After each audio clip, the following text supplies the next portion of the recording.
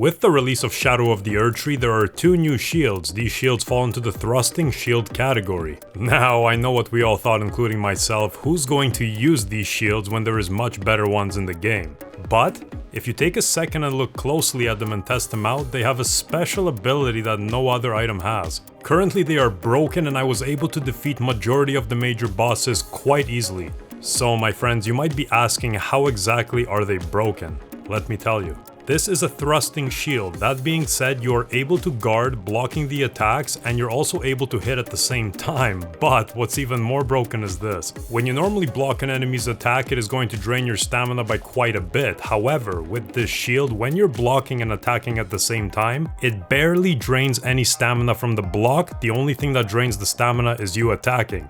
So if you're continuously blocking and attacking at the same time, you can easily take down almost anything. To add to all of this brokenness, you can also infuse an affinity type on this shield like bleed or frost damage and proc your enemy to death. And this is all before we apply any of the buffs in the game. First, I'm gonna show you exactly how to find yourselves this shield, then I'll show you how to find all the talismans that we use and all the buffs. So let's get right into it. Step number 1, we have to find the Carian thrusting shield and we have to get to the church district entrance. I'll show you exactly how to do that. From the 3-path cross Grace, you'll want to follow the exact path that I'm drawing out on the map right on screen. Once you reach Bonnie Village, continue following this path and you'll reach this location. This is where we're going to start from. I'm going to speed up the video and I'll see you in a bit.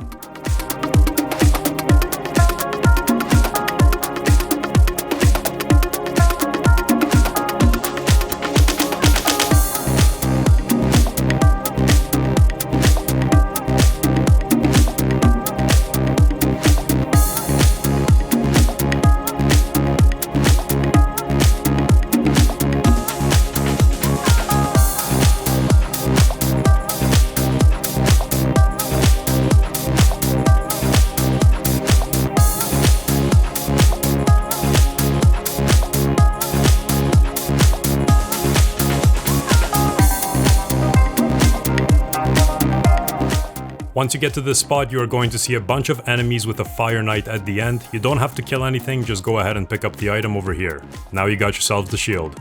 Next, we are going to have to get ourselves the Deflecting Heart Tear and the Viridian Hidden Tear. We're going to have to defeat 2 Furnace Golems. The Deflecting Heart Tear temporarily raises spontaneous guard damage negation and guard poise. However, it's not really just temporarily because it lasts for 5 minutes. For this tier, make your way to the 3-path cross Grace and go southeast just a little bit. It's impossible to miss this golem. Then go ahead and take it down in whichever means you find most powerful. If you want an unstoppable build like this, I'll have it in the description below. Once you defeat this golem, you will get the Deflecting Heart Tear. Now, for the Viridian Heart Tear, make your way over to the Cerulean Coast Grace. From here, we'll just have to follow the path on screen and you'll find the second golem. This Heart Tear will eliminate all stamina consumption for a temporary period, and it's extremely important for this build.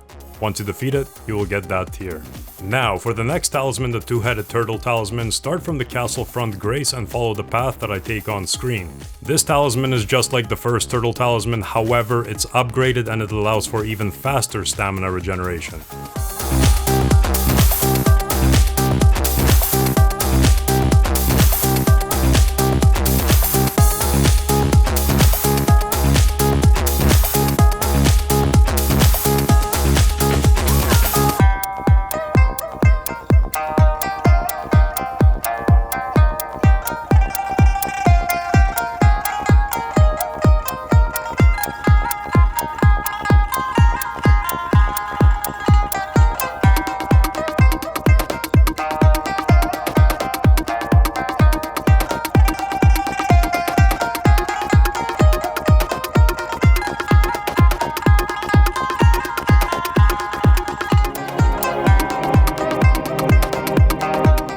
Once you arrive at this waterfall, go inside, you'll see a bunch of glowy worm boys and the turtle talisman waiting on the ground. Next up on the list, an extremely important one, is the 2-handed sword talisman. From the High Road Cross Grace, follow the path that I draw out on screen. This talisman is going to increase our regular attacks and heavy attacks by 15%. Since we're going to be dual wielding the thrusting shield, it is going to apply. Once you arrive at the Templetown ruins, on the west side of the ruins there is going to be an elevated platform. You can use Torrent to jump inside the ruins and follow the path that I take.